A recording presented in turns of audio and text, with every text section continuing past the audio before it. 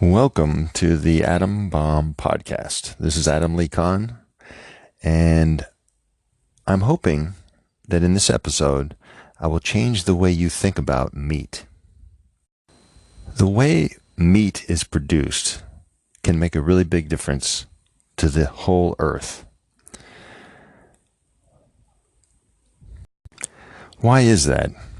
Because the largest ecosystem on the earth is, on land anyway, is grassland. And right now, 70% of grasslands on earth are either turning into desert or have already turned into desert. What is a grassland? A naturally occurring grassland is where there's not enough rain for trees to grow, but there's enough rain for grass to grow. Now, there's a lot of grasslands that now exist that were actually forests before, and those areas do get enough rain for forests. But we're talking about here natural grasslands, like huge areas like the Great Plains of the United States, or the Serengeti in Africa, or the Mongolian steppe. Huge, vast areas that don't quite get enough rain for trees, but get enough for grasslands. Those areas are the largest ecosystem on Earth. And before people came along, and for millions of years before that, there were vast herds of grazing animals on these open plains. And the grass plants, and the grazing animals have evolved together. They actually need each other in the same way that bees and flowering plants need each other. They have evolved together, and when you take away the grazing animals, the grasses don't do very well. And as soon as domesticated animals were grazing those grasslands, some of those areas started to turn into deserts. So people made the natural assumption, well, it must be the domesticated grazing animals that are killing off all this grass. So in large areas around the world, they have banned domesticated animals from grazing areas of land. And what they have found is that the land doesn't recover. It keeps turning into a desert. It turns out the problem isn't the kind of animals that are grazing. It's the way those animals graze. And there's a big difference between wild grazing animals and domestic grazing animals, and it's not the difference you might think. The difference is the predators. Wild grazing animals always have accompanying predators, or always have had. And those predators keep those grazing animals bunched together and constantly moving.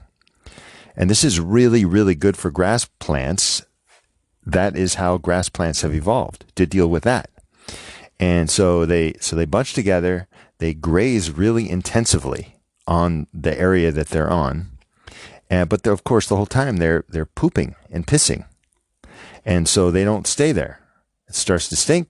They're starting to run out of grass or whatever, so they move on. The whole bunch moves on and goes and intensively grazes somewhere else. And they don't come back to that area until the stink is gone, for one, but also usually until the grass has recovered. And if grass goes through that cycle of being intensively grazed, pooped and pissed on, and then left alone for a while, repeatedly, that grass begins to really thrive. And if you take away the grazing animals, that grassland starts to die. Now, I know you already understand the fertilizer part, but the mowing down of the grass is really an important part of it. Because what happens is, so they they eat the grass, right, down pretty low, and then they leave it alone for a while, and the grass keeps growing back. If they don't do that, the normal natural life cycle of the grass is that it grows up tall and goes to seed, and then that stalk dies for the winter. So that stalk is still up in the air, right? And it dies. And then the next year, grass grows again out from the roots. Like the grass plant hasn't died, all the stalks have died. So there's still grass alive under the ground. And then when it rains again and it starts to warm up, then all that grass grows back. But if it hasn't been munched, it's growing back in the shade of the dead stuff from last year. So not as much grows the next year because it's all kind of their sun is being blocked. So it doesn't grow as well. And so the following year, there's more patches of dirt. Some of that grass died out because it didn't get enough sun. And then when it rains, when ground is empty of plants, it hardens over into a crust. So when you got patches of areas that the grass has died out and there's hard bare dirt, it starts to crust over. So that when it does rain, it's kind of like a clay. I mean, obviously there is a lot of clay in most soil, and so it hardens like clay. It gets baked in the sun, water falls on it, gets baked again. It turns into a hard crust.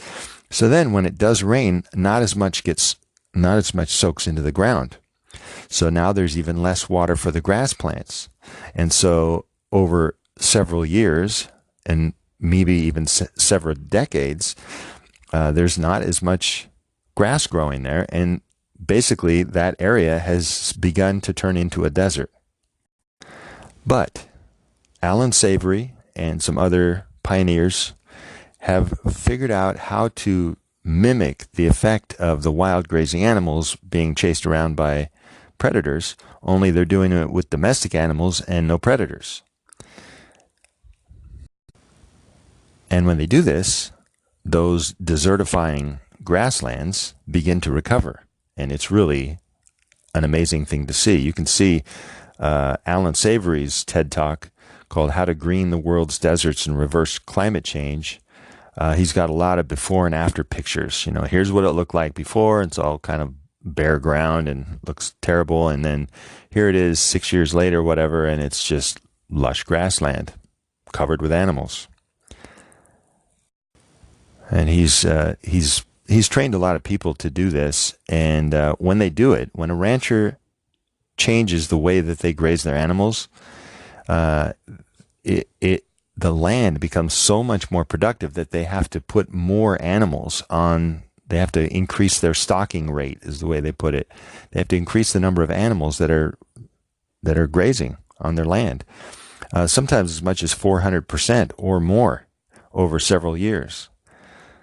So the ranchers like it because they're making more money. So there's an incentive to do it. They're also putting less input on it. They don't have to plant things. They don't have to fertilize things. They're just, what they do is they can either use herding animals, like or herding dogs or whatever, to keep the animals in a bunch, or most of them just use paddocks, which is kind of like they just fence off smaller areas and let their grazing animals really intensively graze on one area, and then but they move them often and move them into a new paddock, then another new paddock, and they don't come back to that original one until it has recovered. And when they do this, the next year, there's even more grass plants growing there. And the next year after that, there's even more grass plants growing there. It just becomes incredibly productive.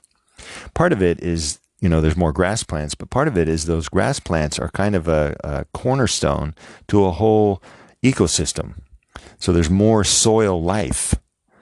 And when you have more soil life, it holds more water when it rains. So that makes it even more productive.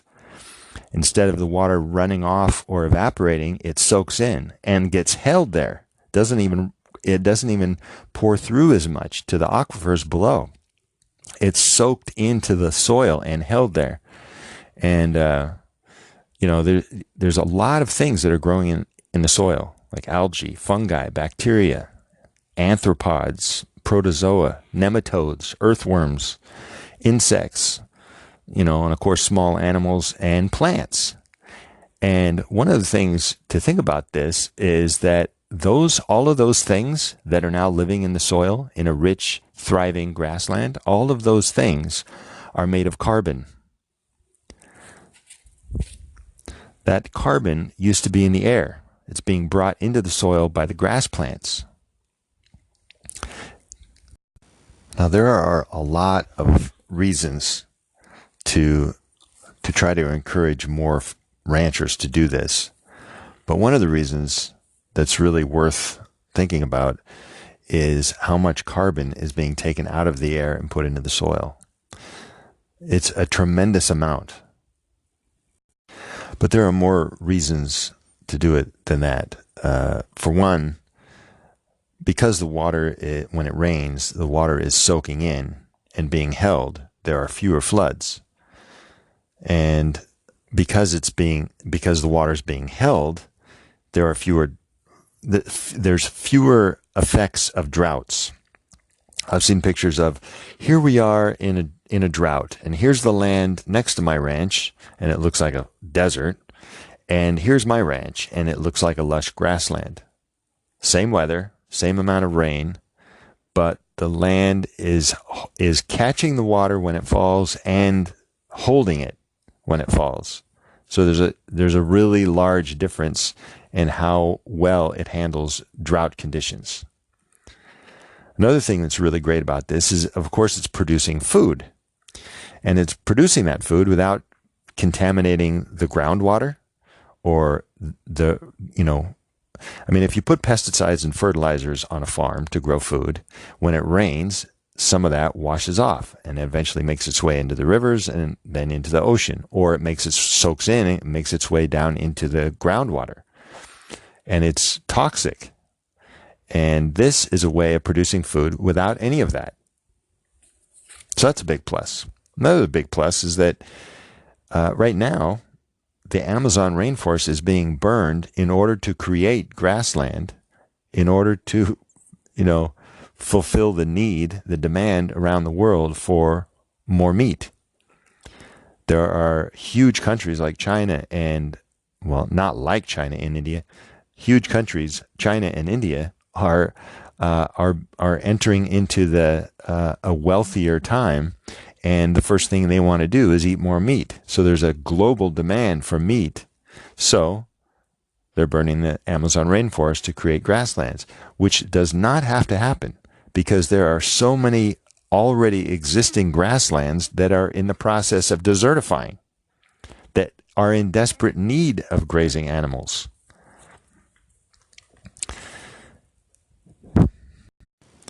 Now, if you're not a rancher, what are you going to do about this? The first and easiest thing you can do is look up the Savory Institute. They have a Facebook page. They have a website. You can sign up for their updates and they have newsletters and so on. And also Holistic Management International. Both those organizations are run by Alan Savory. And share their stuff. That's something you can do. Let more people know that this exists. And another very real thing you can do, a very physical thing you can do, is buy meat that has been produced holistically, using holistic management. That's the method that Alan Savory is teaching ranchers. It's called holistic management. It's a way of managing a ranch in such a way that it produces this positive cycle of richer and richer grassland. And there's a lot of ways you can find out, the first question I'm sure you're asking is, how do I know how this meat has been managed? Well, you can actually ask your butcher. We have a butcher here that, he has a whole line of meat the meat has been, raised at a farm at a ranch in Montana, and that ranch uses holistic management. Also, the Savory Institute has a thing called Land to Market. It's a certification program, kind of like they do with organically grown food, and they certify this ranch uses holistic management. So you can go to Land to Market at the Savory Institute, and there's more and more ranches that are signing on and using holistic management and getting certified. So they can tell you, You tell them where you live, and they'll tell you where you can get holistically managed meat. Also, there's a company called Applegate Farms that has a whole line of meat that's been raised regeneratively. And that's something that really, it's a simple thing, but you're voting with your wallet all the time. And this has been done with organically grown food for decades. Every year, there's more organically grown food. There's more of it available, and the prices come down because there's so many more farms getting in, participating in and being certified as organic. And so the market has been growing for decades only because people are choosing to buy organically grown food for their own reasons, for whether because it's better for them or because they like the effect it has on the earth, not putting poisons into the atmosphere and into the water and soil. And we can do the exact same thing with holistic management, or with it's called regenerative grazing, where you're grazing in such a way that the land gets richer as time goes on, instead of getting more and more desertified. So the bottom line here is that desertification of this largest ecosystem on Earth can be reversed, and you can help. And I hope you do. This is Adam Lee Kahn on the Atom Bomb.